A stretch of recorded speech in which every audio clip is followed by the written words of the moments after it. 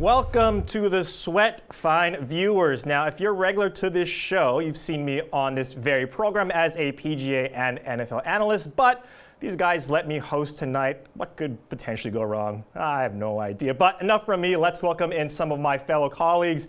DraftKings contributors Jeff Ulrich, Steve Buchanan, and Ben Heiser, fantasy insider for 610 Sports Radio in Kansas City. Guys, we're going to start off with the NFL chase or fade. You guys know how this goes for tonight's matchup between the Colts and the Texans. So let's start on the betting side. Houston is a 3.5-point favorite in this one. Chase or fade, the Texans cover this spread easily. Bukes, we'll start with you. Oh, can't hear you, buddy. One more time. Oh, there we are. We got you. Okay, cool. I'm leaning the Colts plus 3.5 in this one here. There's just so many injuries that we're worried about in this game, and especially one of the biggest ones is with Deshaun Watson dealing with that ankle injury. We really don't know if he's at 100% in this game. I know he's a full participant in practice, but you have that really shaky offensive line in front of him. It could be a way where he's, dealing with pressure, can't get out of the way like he usually can. And then we got Justin Houston facing him. He has a sack in 6 straight games. I think 7 during that span. He has been absolutely phenomenal as of late. So that alone makes me worried about Watson in this game dealing with that ankle injury. So I think you're getting some really good value on the Colts at plus 3.5. Jeff, you on the same line with that? Yeah, and look, Reid, the set could burn down behind you, whatever, and you'd still be better than Coffin, right? There we go. Slate of that going for it. Look. But look, I'm kind of with Steve here. It's really hard for me to take Houston here. Maybe they're the better team with Deshaun Watson, but you just look at the trends here, and it really comes down to coaches too. Indianapolis is 7-2-1 against the spread, covering against the spread in division games over the last 2 years with Reich as a coach, like I said. Then you have the Texans, who under Bill O'Brien, they're 7-11. Covering as home favorites over the last 3 seasons. He's just not a great cover coach. He doesn't do well against winning teams, essentially, which is the big thing with the Texans. So, yeah, I think this will be a close game, but you give me the hook at 3.5, really hard for me to take the Texans in this spot. The big factor for me, too, T.Y. Hilton is back. That is a major, major factor for the Colts, or it looks like he's back. It's all but been confirmed. So with Hilton back, he's basically been a Houston Texans killer. I got to side with the Colts. Yeah, Ben, Reich said that T.Y. doesn't need to practice at all during the week to know and to be good to go for this game. So are you feeling the same way these guys are? Yeah, all these guys are super sharp tonight. I'm fading Houston at 3.5. They're on the right side. So in doing so, we are all fading the public, who, according to the Action Network, they have 70% of the bets on Houston tonight, but according to the money, that's slightly on the Colts side. And you're right, Jeff brought it up. For whatever reason, the Colts have showed up against the spread against divisional opponents. He mentioned 7-2-1 in the last 2 years. They're also 6-0 in their last 6 division matchups, and I think they're going to be okay on both sides of the ball. I'm not as concerned about the Colts with Marlon Mack out. I think Jonathan Williams can be okay. He was averaging 9 yards a carry in that previous game. Nyheim Hines is a guy that we'll talk about a little bit later on tonight, a guy that I really like tonight. It's also a second-time divisional matchup. These games tend to be on the closer side.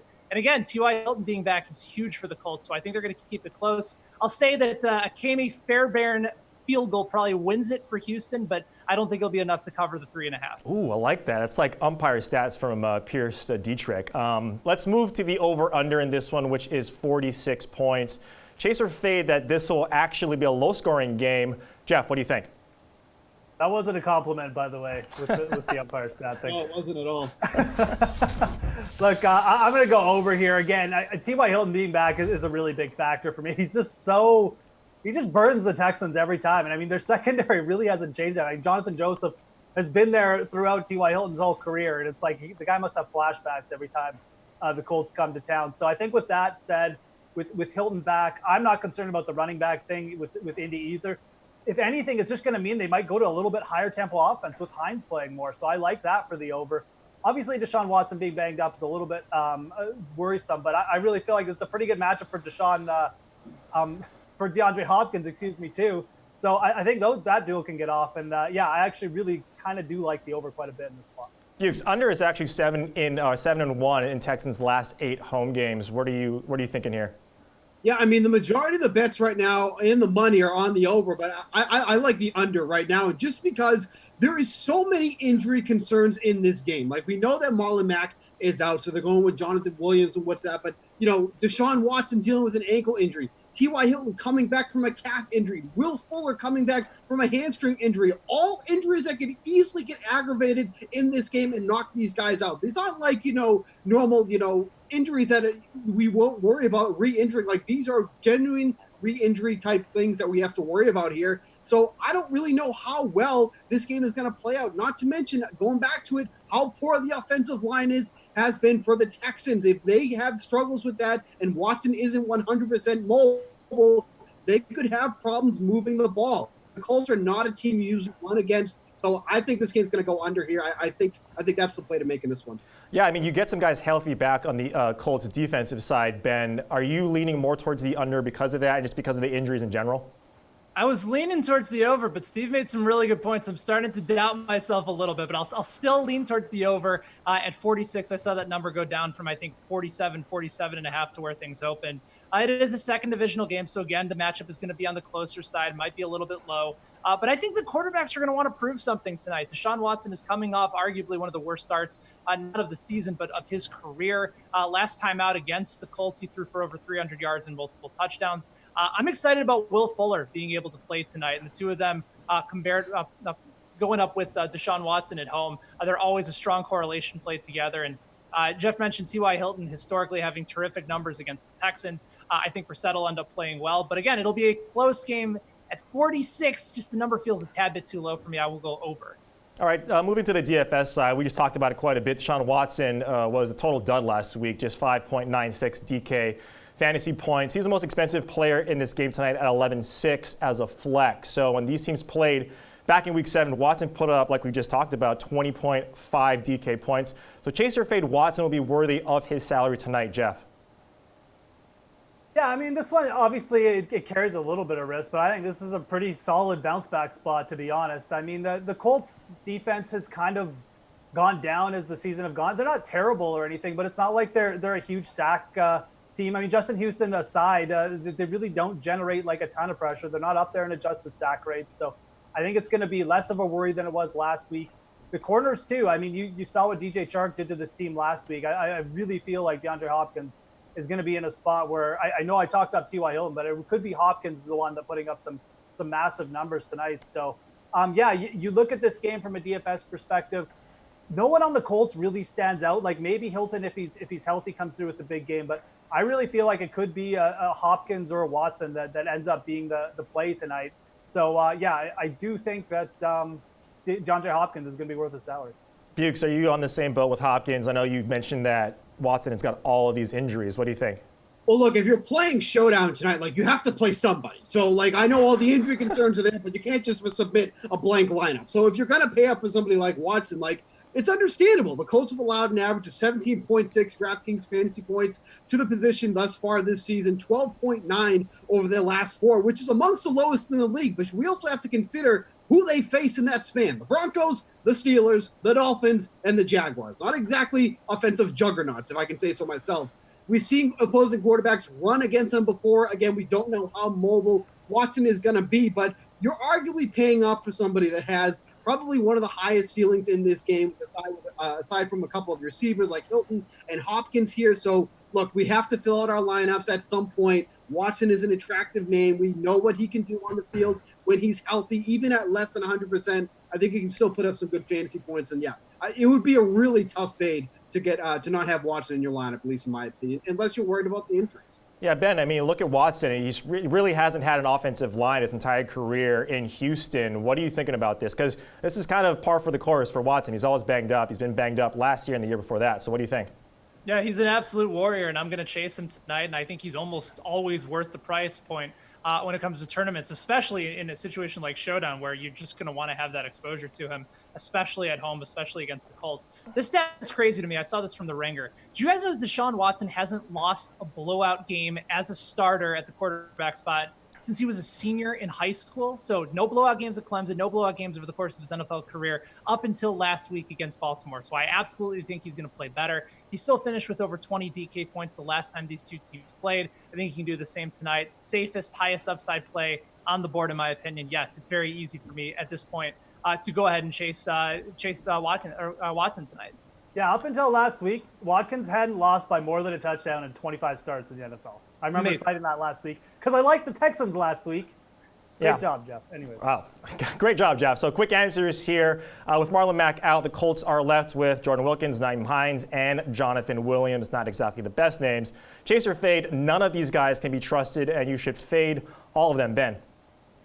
I'm going to fade Williams. I'm going to fade Wilkins, so I'll fade the Dubs, but I will chase Nyheim Hines. Houston has allowed the most receptions to running backs this year. Also, last year without Mack, Nyheim Hines averaged nearly 9 receptions a game, and his running game usage almost jumped to about 40%. So I don't think necessarily that rushing volume that we saw last year for Hines is going to be there for this year because he still has Williams to deal with and he still has Wilkins to deal with. But I do think he's going to catch a bunch of passes against a team that gives up a ton of passes in the running game.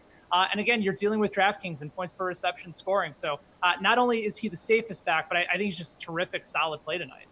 All right, Steve, what do you think? Quickly.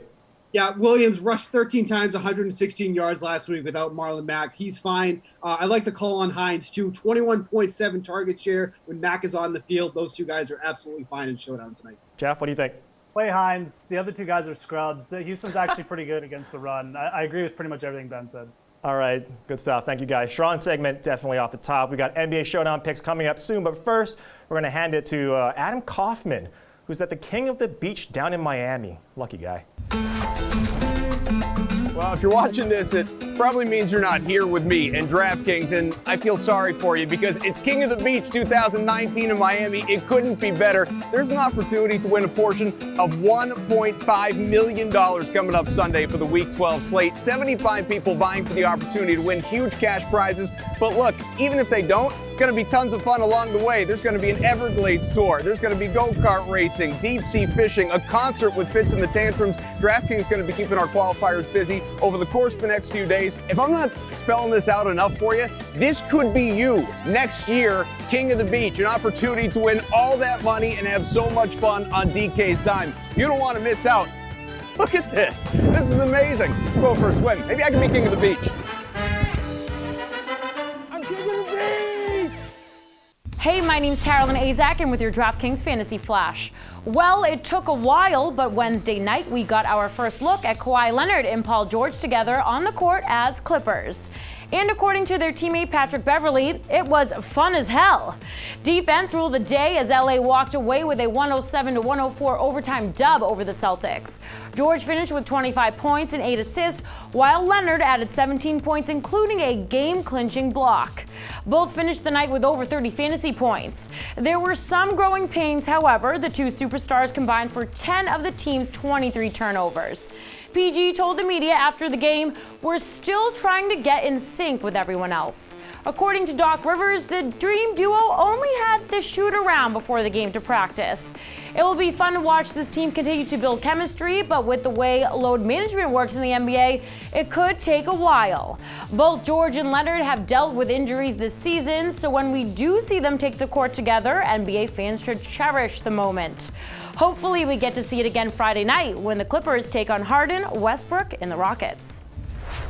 All right, I honestly thought Koff was going to take off his shirt at the end of that segment, and that kind of scared me. But moving right along to some B-ball chatter with DraftKings contributors Pierce Dietrich and Garion Thorne, as well as Karin Phillips from the Shadow League. We're going to need your guys' expertise tonight on who you guys like the most for the two showdown contests in the NBA. So let's start with the Blazers-Bucks matchup. Who do you think is a good candidate for your captain in this spot? Karin, let's go with you. I mean, when I looked at the rosters here, and even if Dame Lillard is back tonight, or if he's still sitting, like there's no other choice to go with but Giannis. I know that's the simple choice and the obvious choice, probably a little bit too easy, but life's hard. Take the easy choice. Absolutely. Pierce, I tried to talk up your umpire stats in the last segment. They didn't like it, but what do you think in this one? Yeah, no, that was uncalled for. Yeah. Jeff Ulrich and Steve with some low blows, but I can't defend myself. But I'm with Karin here. You just go with the easy option. Don't make your life any harder than it needs to be. You play Giannis. He's the best player. Now, he may not be the best point per dollar guy here, but that's okay.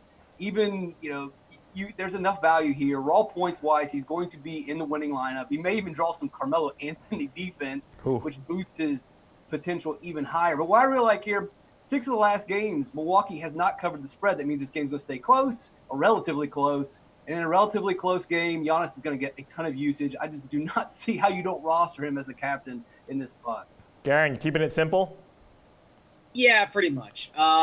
Look, I will say, as the black T-shirt on this segment, I clearly like to save money in certain aspects of my life. So I'll at least give the case for thinking about McCollum, and I really think this is a slate where you either have to pay up for one of these two guys.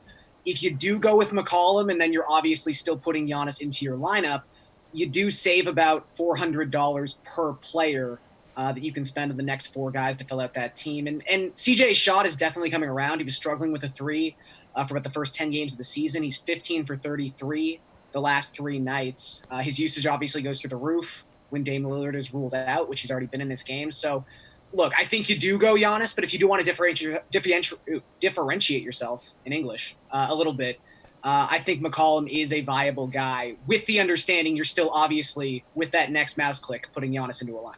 So, Garen, we'll stick with you and the second attempt at English. I know I struggle all the time with it. A value play, so someone under 5K. We just talked about Carmelo Anthony, who's got pretty poor defense, but he's just $4,200. You like him, or are you going somewhere else? Look, this is a weird thing to say, because watching Carmelo play versus Carmelo as a fantasy asset are 2 very different things. I think he's kind of a free space on this slate, honestly. He's $4,200.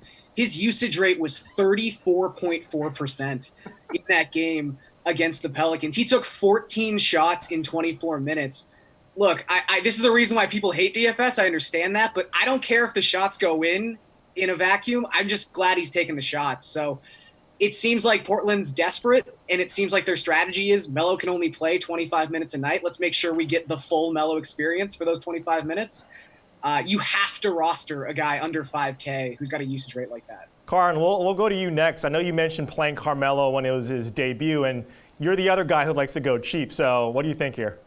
Oh, listen, I'm cheap as hell, like in my real life and in my fantasy life. But I really wanted to go Dante DiVincenzo here, but he's too expensive. So since you guys are making me feel under 5,000, I'm going with Melo. Because when you look at anybody else that's under 5,000, like no one else just makes sense. And look, I watched the game the other night. Did he put up shots? Yes, because that's what they brought him there to do. Like, until we see Dame Lillard back, I guess they want Melo to go full Melo. The thing was, is like he looked like the guy who hadn't played in over 360 days. I think he'd be better in his groove tonight. And if he gets those same shots that he got against New Orleans, again tonight against Milwaukee, like I'm expecting more of them to go in. So if you're going to pay for someone that cheap, you might as well go for the first ballot Hall of Famer that's out there. Pierce, you going with double zeros in Portland? Is he really a first ballot Hall of Famer? It's not an argument. Yeah. First ballot. All right, we'll save that for another day. No, let's do it today. I've got some time. Let's do it today. Well, how about we just look at the last game, a -20 in plus minus. He's not doing anything. Hall of Fame has nothing to do with one game. We forget this is the first freshman that was one and done that took his team to a championship. Jim Boeheim has been in Syracuse for 5,000 years and has won. We're talking about the NBA, aren't we? No. Basketball Hall of Fame includes college. It includes international. Honestly, everyone gets into the Basketball Hall of Fame. That's something that has to be considered here. Exactly. He's first ballot. And this is why I appreciate the Basketball Hall of Fame. Unlike baseball, where the best players aren't in basketball, the best players are definitely in. Melo's first ballot, without a doubt. Like, you could put that in Sharpie right now. Well, let's just see how this year goes if we can tarnish that legacy any, because the first game was not very good for him. So, look, you still got to play him in DFS. He's going to score points. He's took up, 14 shots. You got to play him. Look, the biggest thing, this is a nationally televised game. You know he's going to go out there and chuck up shots. You got to play Carmelo Anthony, whether he has a good game or not. But here's the thing. For all the people who are saying he took 14 shots, who else is going to take them? Nas Little? Like, who else is left on that roster to take shots in Portland? Gary Trent Jr.? Like, who else? Yeah, but it's pretty audacious for him this first game back to just basically go full Melo. Like, don't you want to like get? If I haven't played basketball in a year and you start me my first game back, I'm letting it fly because that's what you brought me here to do. Yeah, they definitely didn't bring him there to play defense, and he held up that part. Exactly. You guys don't even need me to ask the questions. This is fantastic. If I had a leg rest, I'd put my legs up. But we got to move on. Let's move to the other showdown contest, Pelicans at Suns. Pierce, we'll stick with you. Who's your pick for captain in this one? Booker's the most expensive, followed by Drew Holiday and Brandon Ingram. So who you got? Similar to the honest play, you just go with Devin Booker. Last time Rubio was out, 52 points in Sacramento when Rubio went out. You look early in the season, 49 fantasy points against Los Angeles. He did have a bit of a dud against Boston, but usage is going to go up. The points are always there with Booker. He's going to get more. He's going to get more assists. He's basically going to be a de facto point guard tonight, and New Orleans allows the most fantasy points to point guards. Karan, what do you think?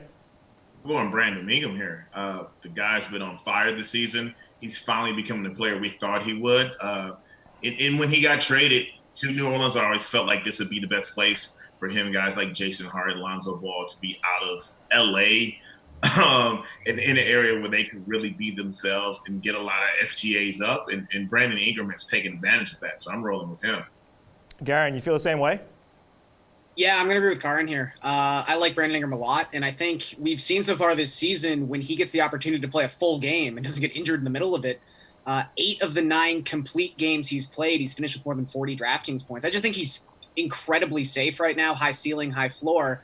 And you kind of play process of elimination with some of these other guys. Like, we don't have definitive word on Rubio yet. We don't have definitive word on Lonzo Ball. And it might not seem like Lonzo's all that big a deal, but when Lonzo plays – Drew Holiday's usage rate when they share the court drops from 27% to 20%. So clearly, if Lonzo's active, you can't use Drew Holiday at 1.5x value. I would actually say second in line to Brandon Ingram is Jackson Hayes for me. I just think he's almost a lock to bring back value at this point. It's kind of strange. He just didn't play in the second half. I understand Nicola Melli just went off and started hitting every three-pointer, but that team just looks a lot better and a lot more complete when Jackson Hayes is at the 5. So I think he's kind of reached a place where his floor is pretty high too. Karan, same question as the value play in the previous one. Who you got in this showdown for a value play? The only guy I liked that was there in that price range was Frank Jackson. And it's not that like I like Frank Jackson. It's not that like I'm all in thinking that Frank Jackson has this high ceiling, but we've seen like he's a guy that can make shots. And New Orleans is a real deep team, and everybody's hurt down there. So it just seems like he's gone and gets minutes tonight.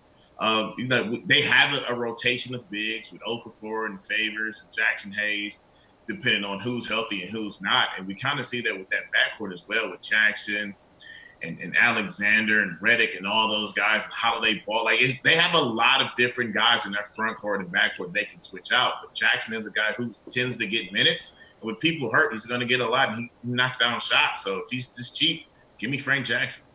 Garen, you feel the same way? Where are you going? I'm going to go with Cameron Johnson. I think a lot of people are kind of sleeping on Johnson. He was the first round, the lottery pick that everyone was like, who is that? Why did they do that? And then he was hurt to start the season, so everyone kind of forgot about him, and they were slowly spoon-feeding him his minutes back. But the last 5 games, he's been fantastic. He's averaging almost 25 DraftKings points per game. He's played 20 minutes in every single one of those contests. He's had at least 4 rebounds. He's made at least 2 3-pointers in all 5 of those games. I think, it's weird to say for a rookie who, not a lot of people know his name, but he's got a very clearly defined role on this Suns team. And I just think that level of floor is something that's really enticing as a value play. Pierce, where are you going? For me, I want to look at the Phoenix backcourt. And it's a little tricky to figure out. We don't know if it's going to be Okubo or if it'll be Javon Carter, but you can feel safe taking Tyler Johnson. He may not have the upside of the other guys, but we've already seen him in games without Ricky Rubio get above 20 minutes per game.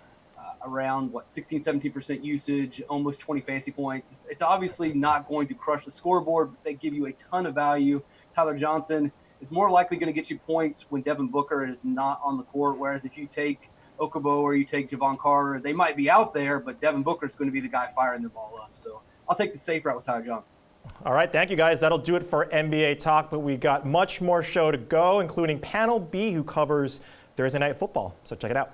Houston coming off, a tough loss. Very tough loss. To Baltimore, where they really were never in it. Whether or not you want to say the London game had any effect, even if there is the bye in between, historically that seems to be the case with London teams. But they got shellacked by a good team too on the road, and that could be as simple as that. So how do you look at this game? How do you first approach this game? So the tough thing is a lot of injury questions like you brought up. Right. Like that's going to make a big difference. We're not talking about a wide receiver 2, wide receiver 3. It's T.Y. Hilton, obviously. Losing Marlon Mack is a big blow. Jonathan Williams did very good once he came in after Mack did hurt his hand, but it was pretty disappointing because Mack was finally having a good game for once. Like he's been, I'd say, a pretty massive disappointment this season for somebody who has such a good offensive line in front of him. He's top 5 in rushing yards in the league. I guess from a DraftKings perspective, he's been a pretty big disappointment. So let's make that clear. Yeah. The spread is perfect. Yeah. Because I don't feel either way right now because you don't know who's playing. And the other thing is that I know that Watson has been practicing in full with the ankle injury, but that's still going to be somewhat of a concern too. Like I kind of look at it with Patrick Mahomes. Like he was practicing in full, but the ankle injury was clearly still bothering him before he went down with that injury. So this is like one of those games where I don't feel like you would need to bet it early. You almost want to bet it late, just because lines are going to change between now and the next 24 hours once we start getting more of a status on who's in this game, who's not. But my lean right now is probably the Colts. Yeah. At plus 3.5, I feel like that's some pretty good value there against a Texas team who, like you said, is coming off a really bad loss. They looked horrible in that game. Watson did not look good. It was by far the worst game he's probably had in the NFL thus far. So plus 3.5 for the Colts, 163 on the money line. Kind of liking that. Yeah, Eric Ebron also is a little bit banged up, so we'll have to see what he does there. And to get back to Mac real quick, like they want him, he controls the clock, right? So, they haven't. They're just always in close games. Like, so he's never had the chance to be like, all right, we need to ice this thing, let's go. And it was starting to get like that. They jumped out to that early lead against Jacksonville. He was eating and then broke his hand. The thing that worries me a little bit, or I guess I don't want to overreact too much to the Baltimore game, only because that secondary, the Baltimore secondary, adding Marcus Peters, it's kind of interesting. Like, I think a lot of people have thought he's been pretty overrated. Like, he's a very boomer bust corner. But he's playing well in that system, and they have 3 really good cornerbacks now, and Earl Thomas as well, obviously, at safety. So that secondary, I'm not sure, certainly the Colts don't boast that type of weaponry in the back end, but to me it is T.Y. Hilton. Really would change. Let's put it this way. I like the Colts plus 3.5 now. I like the Colts money line if T.Y. Hilton's playing. Yeah, I think it's probably the way that I look at that. And you're going to have to obviously either take a leap of faith early or just take, a couple practice reports if we get them, then they look encouraging, go on it early, because obviously I do think, he's not going to all of a sudden make the Colts favorites or anything, but I do think he affects half a point maybe. Hey, my name's Carolyn Azak, and with your DraftKings Fantasy Flash. Well, it took a while, but Wednesday night we got our first look at Kawhi Leonard and Paul George together on the court as Clippers. And according to their teammate Patrick Beverley, it was fun as hell. Defense ruled the day as LA walked away with a 107-104 overtime dub over the Celtics. George finished with 25 points and 8 assists, while Leonard added 17 points, including a game-clinching block. Both finished the night with over 30 fantasy points. There were some growing pains, however. The two superstars combined for 10 of the team's 23 turnovers. PG told the media after the game, "We're still trying to get in sync with everyone else." According to Doc Rivers, the Dream Duo only had to shoot around before the game to practice. It will be fun to watch this team continue to build chemistry, but with the way load management works in the NBA, it could take a while. Both George and Leonard have dealt with injuries this season, so when we do see them take the court together, NBA fans should cherish the moment. Hopefully we get to see it again Friday night when the Clippers take on Harden, Westbrook, and the Rockets. It's about that time for the Week 12 Levitan's Leverage. I'm Tara Lynn, and he's the reason why we call this Levitan's Leverage, Adam Levitan. Let's start it off with the Saints' Alvin Kamara. Kamara is going up against the Panthers, who are not very strong against the run. Is this a matchup you like this week? Yeah, certainly a good matchup for Alvin Kamara, but also the way that they used him in recent weeks. I thought that Latavius Murray would steal some based on what Latavius Murray was able to do while Alvin Kamara was out. But last week, Alvin Kamara comes out, gets 14 first half touches, a career high. So I think from a floor ceiling perspective, we know Alvin Kamara is going to catch at least 4 to 6 balls, and all the rushing equity is on top. Odell Beckham is at home versus Miami. They've been trying to get him the ball more. 10 targets last week against the Steelers, but only 4 catches. What do you like about his ability to connect with Baker Mayfield this week? Yeah, I mean, Odell really has not had a really good matchup since week 2. And in that game against the Jets, he went off for 161 yards and a touchdown. I think if you've been trying to get Odell Beckham going, this is for sure the spot home against this tanking Miami team, which is just so devoid of talent. So at 7K, I think that Odell Beckham really sticks out as a play that's really strong here. And last, we got Matt Ryan. Ryan and the Falcons will look to make it 3 wins in a row. Are you expecting him to go off against Tampa Bay this week? Yeah, I mean, the thing that we should know about Tampa Bay's defense is that they're so good against the run. I mean, and so bad against the pass. This is one of the biggest funnels that I can remember ever. And then we enter a spot where the Falcons' run game is basically broken. I mean, they couldn't run with Devontae Freeman. They're not going to be able to run very well with Brian Hill. So then you start getting really good matchups on the outside with Julio, with Calvin Ridley against these really bad corners for the Bucs, and it sets up a spot where it's really unlikely for Matt Ryan to be under 300 yards in this game. So I think he's really strong also. All right, that'll do it. Adam Levitan, thank you very much. All right, good luck. Welcome back, everyone. We now have 2 very special guests, Bobby and Dave Gomes, the winners of a very special Millionaire Maker contest back in 2014. That was 5 years ago, back when Kaufman was probably in his early 40s. But this was a notable win because it was the week Jonas Gray, a 50-minute celebrity out here, of the Patriots, had an absolute monster game out of nowhere against the Colts, 201 yards, 4 touchdowns. You guys obviously know that. And these guys won $2.2 million in victory. So it's a lot. It's a lot of money. Welcome to the show. How you guys doing? Yeah, glad to be here, Reid. Yeah, this is fantastic. I mean, Jonas Gray. So we'll just start off right off the top. I mean, let's start with you, Bobby. What made you guys play Jonas Gray? Because this guy was a practice squad player throughout his career. He was 6 weeks. He was on the practice squad in New England before he got that start. So what made you guys start him? So it's tough to really assume rational coaching in the NFL, but I feel like you're going to assume it with Bill a lot of the time. Yeah. Prior, we felt like they were going into Indianapolis. They wanted to keep Andrew Luck off the field, and to do that, they'd probably want to run the football. Jonas Gray was the only really smash-mouth running back that they had at the time. LeGarrette Blount was hurt. The year prior, Blount had ran for 3 touchdowns in Foxborough in the playoffs, so kind of brought us over to Jonas, right? Yeah, and Vereen was banged up from the week before. Brandon Bolden was either going to be Brandon Bolden, an injured Vereen, or Jonas Gray. And another thing was Arian Foster was playing the 4:30 game, and he got injured in warm-ups. So now we have a bunch of Arian Foster lineups. What do? We can go to Monday night. Le'Veon Bell's a higher salary. We end up mass swapping Jonas Gray. We were talking before we got on the show that you guys were discussing Jonas Gray a few weeks before, saying, well, we know the Patriots, and that maybe started the whole Patriots committee. It's actually funny because we're lucky to be Patriots fans. I go to preseason and watch players and think to myself, oh, this guy could be good for fantasy. I'm not going to tell anyone. Right, like a Jacoby Myers this year, right? We've seen in preseason. Yeah. And it's definitely benefits us being Patriots. Might have a N'Keal Harry chalk week this week. Right. If Dorsett and Sanu said. So so pretty much that was, he was a couple weeks before, he was like, yeah, Jonas was looking good. They have a nice running back out of Notre Dame, and it pretty much came to the point where a couple weeks later we were making a decision on Jonas Gray.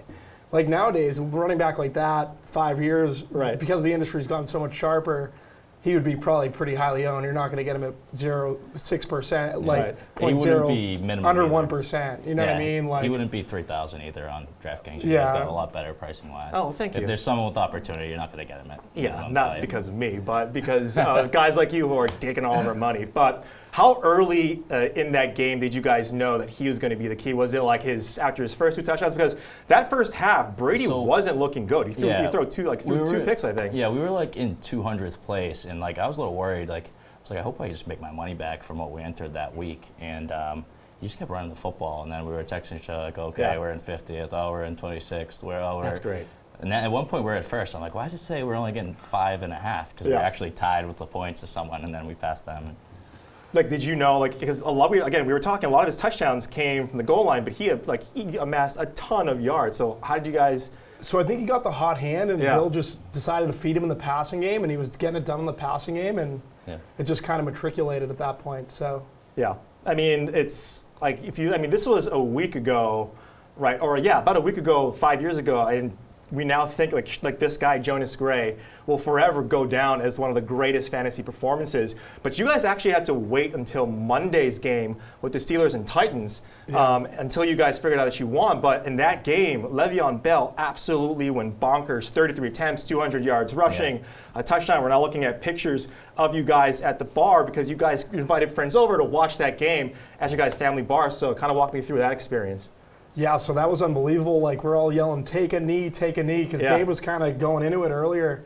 He basically talked about how mathematically the Steelers just needed to take a knee, but they kept running it with Bell. So, I think we were up like a 1.5, 2 points, and they just keep running the football, but mathematically they could just nail the football out. So, whole bar starts yelling, take a knee, take a knee. And I can't imagine. And then once they took the knee, we started jumping around. You see the commercial, because you had the cameras on set. On Sunday night, one of your guys got in touch with us and said, hey, you guys are in first place. Can we film? And you guys there was the commercial. And I've seen that commercial a million times. But when you look at that, like how close was... Yeah, well... How close was that victory, though? I mean, again, AB also had a good game as well. Yeah. I mean, he went from Martavis Bryant dropped 2 touchdowns. One of them hit him in the chest, so it wasn't like him at the time. And there was people behind who probably could have passed us if got those balls. If he catches one, we're pretty much toast. Yeah, and it was just funny that it happened. It was very worked out. You got to get a little lucky, I guess. Well, especially with a guy like Arian Foster. I mean, he was a guy that won a lot of people fantasy, either season-long or DFS. And he goes down right before. So guys who maybe are a little bit late, it's like Alfred West Coast Blue, guys, who I'm not going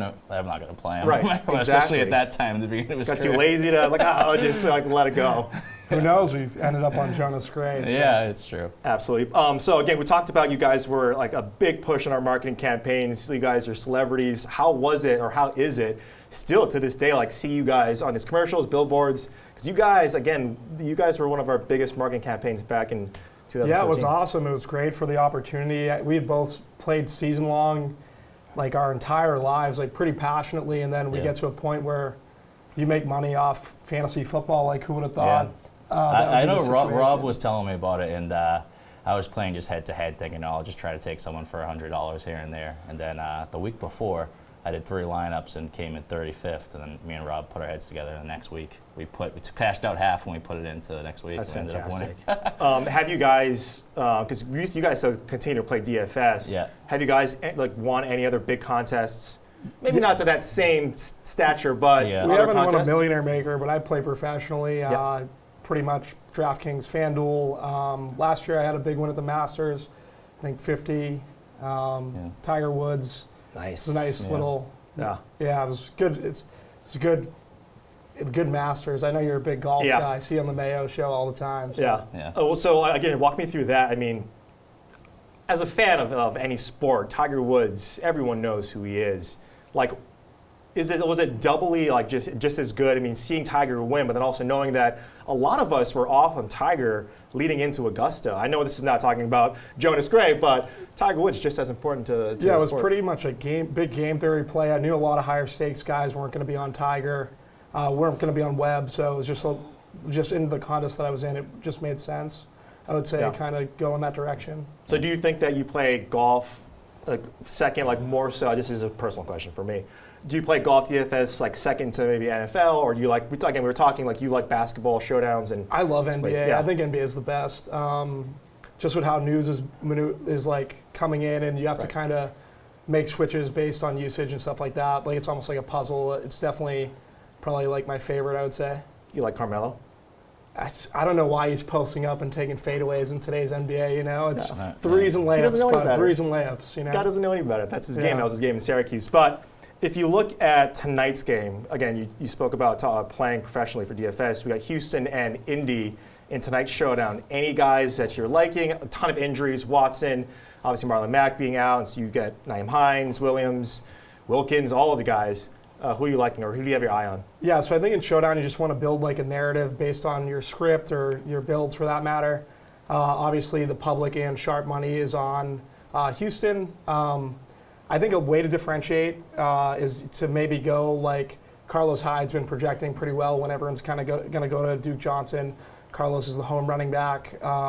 Or if you just want to play, I love DeAndre in the captain spot with Deshaun. Yeah. Maybe a way to differentiate is to kind of go the Colts route. Maybe the Colts are winning the game. Use Nyheim Hines or Jonathan Williams, who was named the starter, in a to kind of differentiate the Deshaun Watson and Hopkins builds, because they're going to be so highly owned, and you play the Colts kind of having to lead in the game. I like Eric Ebron a little bit. I was going to say, like, you like one of these tight ends? Yeah, I like Eric Ebron because you have to pick between him and Jack Doyle if you're going to pick a tight end for the Colts. They run 2 tight end sets, but Jacoby Brissett's used to throw into some big tight ends from when he was his New England years. So Jack Doyle didn't even get a catch last week, so I'm looking for Eric Ebron. He's had the question mark next to his name all week up until now. Well, that's actually a really good segue to my next question is, when we look at giving tips to our viewers, any DFS players, when you have those Q tags next, that's a good leverage play, right? Yes, I mean, if we know that T.Y. Hilton is going to be in because we're doing our research, that's advice that we can give. Right. So what other advice can you guys give our viewers in terms of DFS to win the big bucks? Another tight end, especially Showdown, like go down on the bottom of the barrel, Jordan Akins, 1,500, kind of make a nice little cash game lineup there, or Darren Fells, but it would be Jordan Akins for me just because of the price tag. It's more of a salary play than anything else. Kind of get you up to like those bigger guys. If you say when news switches, like if T.Y. has the calf injury, like it could be Eric Ebron, could be Jack Doyle for that matter, or Nyheim Hines. Yeah, there is usage available within that pass game, especially with the positive game script for Brissett and his receivers. Last question: what do you think the Patriots? We've seen Tom Brady be a little iffy. I mean, he's throwing it 40+ times, but not a lot of production. You guys are Patriots fans, so give me the dirt. What do you think about Brady right now? And the Patriots, I mean, they're still 9-1. I mean, they're still in a fantastic spot. But what do you think? Yeah, I've pretty much given up my fandom at this point. I think you have to do that. You kind of have to take emotions out of it, but I'd still pretty much go with. I think they're going to be fine. I think they're going to be fine. I think their defense is going to run the table for the rest of the year. Need to get that offensive line together, though. I would say. If whoever has to come through, Gillette's not going to beat us there. So again, great segue. Super Bowl. Who you guys? I mean, is it going through Foxborough, and are the Patriots heading down to Miami? We're going. What do we think? Down to Miami, and I mean, it was really funny because the conversation we had before the season started in the summer is like, I was like, oh, I love the Ravens at like, I got them at plus 3,500 in a bet. And can I say that? Yeah. And then Rob was like, I love San Fran. So we were both on the AFC, NFC. So I think it could be those 3 teams. Yeah, I'm a big 49ers guy. I think they're going to hopefully get a little future. They had a tough schedule. Yeah, so a future on the Ravens. Yeah. Very nice. So we're looking in good shape as far as that goes. MVP? I mean, that's a big talk around all the sports radio. Looks like Lamar Jackson at this point, right? I like Lamar. I like CMC too, though. Right, CMC, but let's talk about Mike Thomas potentially as a dark horse, no receiver. I mean, hardly any receivers get that, but look at what he's doing time and again. Guys, this was an absolute pleasure. Yeah, it was awesome. Please come back if you guys aren't too big for our britches here. And no. You guys are celebrities. Jonas Gray, I mean, unbelievable. So appreciate it. We got Ben Raza coming up talking about college football in a little bit, but first, let's hear from Brendan Glasheen and DraftKings contributor Julian Edlow talking about, more college football. There you go. What's going on, people? I'm Brendan Glasheen alongside DraftKings contributor Julian Edlow. We're here to get you ready for College Football Saturday, presented by Wrangler. 9 games to choose from for this contest, Jules. And we're going to start in the horseshoe. Top 10 matchup in the Big Ten. Number 2 Ohio State hosting number 9 Penn State. Noon kickoff. Nittany Lions have enough. Do they have enough to upset the Buckeyes or what? I don't think Penn State can pull this one off. Even though both teams are in the top 10 here, Ohio State has just been so dominant. And they're coming off a game against Rutgers where they did not play very well defensively, allowed a lot more points than people expected. So I think this is going to be a statement game for Ohio State, show that they belong in that top 4, and really put a hurting on Penn State here. That one has implications in the Big Ten East. Let's move on to the Big 12. Number 13, Baylor welcoming in unranked Texas. Bears are tied atop the Big 12 standings with Oklahoma, both 6-1 in the league, so this one's huge. Can the Longhorns play spoiler? I think they're going to have a chance. This is a game that I'm really interested to see this week, to see how Baylor responds to really coming out and blowing the doors off Oklahoma, and then going scoreless in the second half, and Oklahoma squeaks out a win, and now those two teams are tied in the loss column. So this is going to be one of the more interesting games of the week, I think, seeing how an unranked Texas team responds against a Baylor team that just is coming off such a letdown there. That's a 3:30 Eastern kick. And then finally, Louisville has to win its last 2 games to be bowl eligible. Cards entertain the rolling Syracuse Orange. I know you like yourself some orange, Glash. First win against Duke. Does Cuse really have a shot? Big win for Syracuse last week, but it ends here, Glash. I really like Louisville in this spot. They've been so much better than expected this season. They're at home. I think that Louisville is going to live up to the hype, win this game, and keep themselves bowl eligible moving forward. Okay, yeah, it was worth a shot. Sorry, buddy. Yeah, thanks. Brendan, he is Julian Edlow, DraftKings contributor. That is a look at some of Saturday's top college football matchups presented by Wrangler. That is just a great jacket from Brendan Glasheen. I love it. So before we head out of here, we got to talk some college football with Awesemo.com's Ben Raza. When he's not cashing DFS PGA lineups, he's here helping us. Ben, we need your favorite picks for Week 13 in college football, and we'll get started in the Big Ten. Look, biggest game of the week, number 8, Penn State at number 2, Ohio State. The Buckeyes are huge favorites at 18.5 point spread. Are you confident enough in OSU to take those points? You know, I honestly thought I would back Ohio State here. I really did, but I was stunned. To me, it's just too many points. Penn State always seems to play them close. You know, even though they lost at Minnesota, I was actually pretty impressed that they fought back, got punched in the mouth a couple times. Clifford seems to have settled into quarterback, and I do think Ohio State wins the game. But 18.5, I actually have to take the points here. A quick follow-up. What do you think about Minnesota's ranking behind the team that they beat in Penn State? What do you think about that? Yeah, I mean, they're still all right just because, you know, they can kind of control their own destiny. If they do what they need to do, they will get probably Ohio State in the Big Ten championship game, and you beat them, they'll be certainly where they want to be when it all settles. Yeah, it should be interesting. There's always narratives in college football playoffs. But moving west to the Pac-12, where Oregon takes on Arizona State this week. Look, the 9-1 Ducks obviously can't take an L this week if they want to stay in the playoff hunt. But do you think they cover the 14-point spread? I do. You know, they've kind of found a groove, almost slipped up against Washington State, but found a way to win that game. Then they crushed USC, crushed Arizona, and the Fighting Herm Edwards. You know, Arizona State's okay, but they just lost to Oregon State.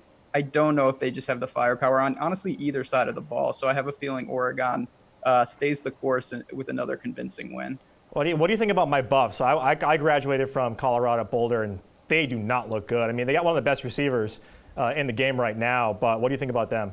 Yeah, Chenault is obviously fantastic, but it's been a weird year. You know, they've had moments, but the Pac-12 in general, obviously, Oregon and Utah look to be on a crash course, and that's really what the conference, I'm sure, is hoping happens. I know. I mean, God, it sucks to be a Buffs fan. Anyway, moving on. My favorite part of the segment is talking upsets. So which underdog do you think is a good bet this week? I know there's one in the same conference that we just talked about that you like. Yeah, this is a team that's probably been one of my favorite of the entire year. It's Oregon State, and the expectations were in the basement. People thought they might win only a game or two. They are 5-5. They may go to a bowl. 10.5 point underdog here. They're playing Washington State. The total is sky high, north of 75. But this is a team that can score, and honestly, they are playing really well. So I will definitely take the 10.5 and probably sprinkle on that money line. Okay, I got to take note of that. And then finally, which is going to be the game that's most lopsided this week? Are you picking UMass again? Because they got beat pretty badly last week. Yeah, no offense. I wish I went to Colorado at this point. I got real problems with the alma mater right here. They're going to get crushed again, but I will say that Bama gets a basic bye week. They're playing Western Carolina. That's not even, that's an FCS school. Yeah. Normally what we see with Bama is, 42-0 at half, then they call off the dogs. I could see Saban running it up a bit just to get some press. They need to impress. They need to find a way to stay in contention, and this might be a way to do it. The spread is 57 and the over-under is 61. Like, what do you think about that? The old implied total of 3.5. Yeah, I mean, if I had to bet that, I would take the team total over on Western Carolina, as gross as that sounds. I know, a little extra credit. That does sound gross. That is crazy. Thanks again, Ben. We'll talk to you soon. Hopefully you got some lineups that are cashing at the RSM. But we've got one more segment to go, talking college basketball in just a little bit. But first, let's send it over to the PMU studios with Mayo and the gang, talking about running backs for this week's NFL slate. Running back on the main slate for Week 12, Christian McCaffrey's at the very top. But the guy I wanted to talk about, we just hit on, everyone used Brian Hill last week. He's $4,900, so he's up in price. He did have 15 touches. He had a touchdown called back. No one is going to use this guy this week. It's a bad matchup against Tampa Bay on the ground. He seems like the guy that you should play, like this type of player, unknown guy who inherits all the workload. Everyone uses him. He sucks. The time to play these guys is usually the week after they suck, but I don't even know if I can get there with him this week. He is our second value running back right now. Now, it's Wednesday morning. Our projections are going to be tweaked a little bit. My guess is that we will probably cull his market share of rushing touchdowns a little bit, but it's very hard for me to imagine him at 4.9K not being one of the 5 best running back plays this week. He played 65% of the snaps last week, and the guy we thought he might lose passing down work to, Kenyon Barner, he actually didn't. Barner was in the game as a rusher only. So, I mean, Brian Hill just ran really bad, right? Like that really is the only thing you can say is just he just got unlucky in that game. It wasn't like a Ty Johnson situation where, Trey Carson came in and started the game. Like Hill was the guy. He had the rushing touchdown taken away from him. And, he actually is projected for more fantasy points this week in our stuff than he was last week. That strikes me as odd, though, in this situation. Is it only because they're in a 4.5-point favorite against Tampa? But the matchup itself is far worse on paper. It's just because of their team total. Their team total last week was 21 points, and it is significantly higher than that this week. So that's going to feed into a lot of his. They have a 28-point team total. So that's just going to feed from that. Yeah, but they're also going up against the number 1 DVOA rush defense now instead of the 32nd ranked run defense.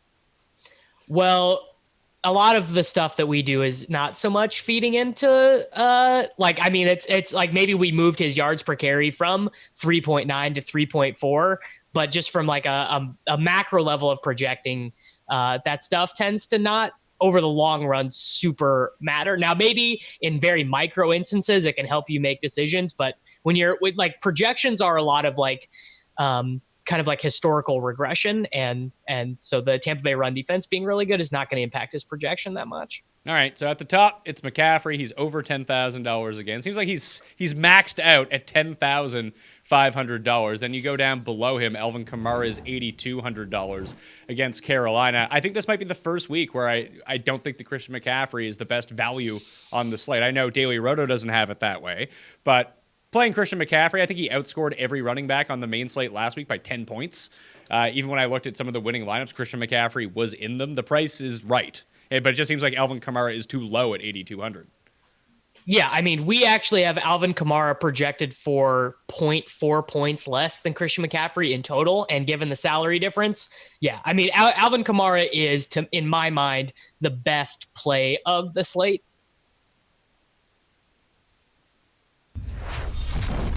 We have made it to the end, but we're not done just yet. We got NBC Sports Boston's bracket guru, Rob Schneider, joining us. Rob, we're going to need some help breaking down tonight's college hoops slate. Obviously, some games have started, but we're going to start with the number 1 team in the country, Duke, who's taking on Cal. The Blue Devils are 18.5-point favorites in this contest. Can they cover that spread?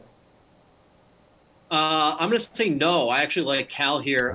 Cal shot the ball really well to start the season. They've actually played very well. And Duke's one issue early on, especially with a young team, is outside shooting. It's tough to get hot when you're playing a neutral site game, and it's tough for young teams to play in these non-league tournaments. Duke's 4-9 against the spread in their last 13, and Cal's 8-1 in their last 9. So I like the trends here. I like the way Cal's playing. I think Duke will still win the game, and I wouldn't really worry about that if you're a Duke fan. But 18.5 rather is it's a lot to cover. I like Cal gets a spread here. Ooh, very nice. Okay, starting off hot here. But last season's NCAA tournament runners-up, Texas Tech, will host Tennessee State tonight. DK Sportsbook has this total in this contest at 140.5. Do you think this is a little high, or do you think this is a high-scoring affair? Where are you leaning here? Yeah, I'm leaning towards the over. Texas Tech is obviously a really good defensive team, and they'll hold Tennessee State below what they're averaging. Both teams are averaging over 85 points a game this year, and Tennessee State shouldn't come near that against Texas Tech's defense.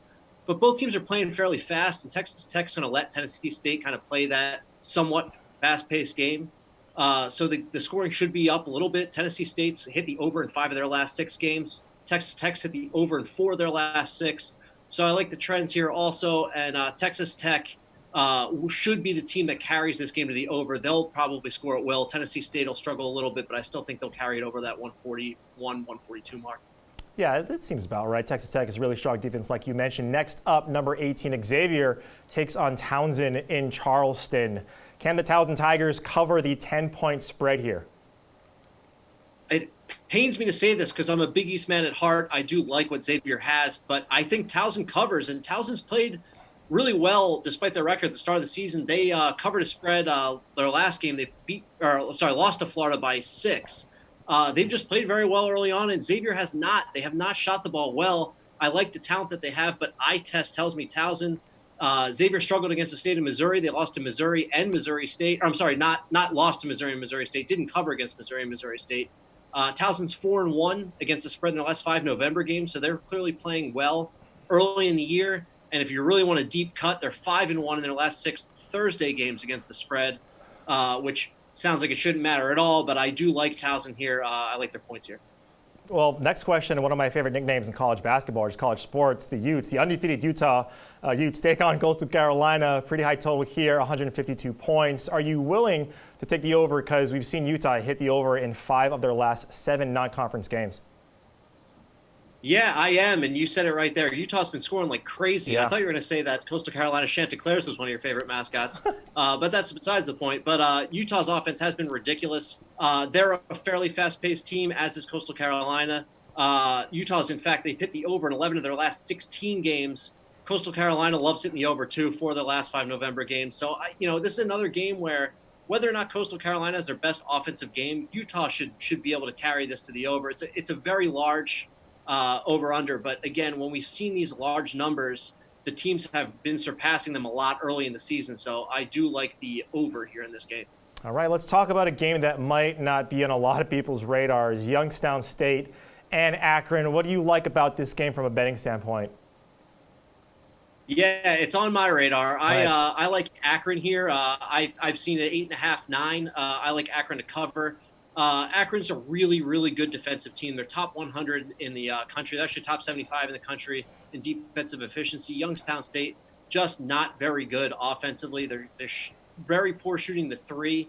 But they still like to take a lot of threes, which is interesting. So that's just not a good mix for them. They're 1-7 straight up against Akron in their last 8. And Akron's 10-4 against the spread in their last 14.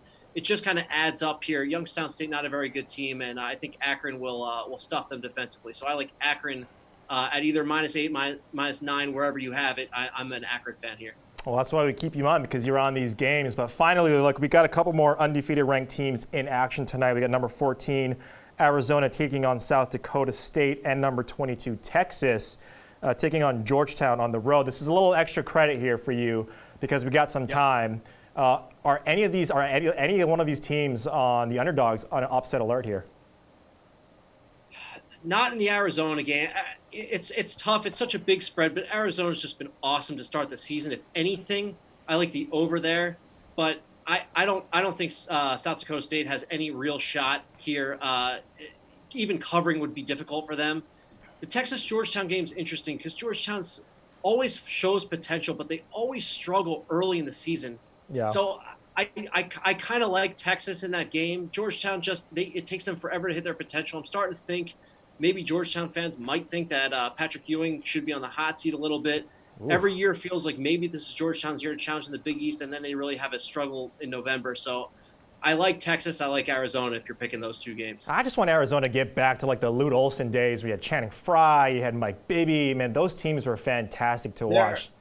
Keep your eye. Josh Green and Nico Mannion are both really, really fun to watch. They've got a great freshman class. This is a kind of a revival year for Arizona after the allegations kind of knocked them down a little bit, the Pac-12. But I would keep your eye on this Arizona team. They will be very fun to watch. Look, extra credit from Rob. That's awesome. Thanks a bunch, Rob, and have a great night. Man. That'll You do too. it. Appreciate it. That'll do it for everyone here. As always, tune into The Sweat on all socials every weeknight from 6 to 7 p.m. Eastern. And don't forget myself and some other guys who are kind of good at their job. We'll be live on Sunday from 11:30 to 1 p.m. Eastern, breaking down everything from DFS and betting for the NFL slate. Make sure you mark your calendars or set a reminder, whatever you do. For myself and everyone in that control room back there, thanks for watching. Aloha.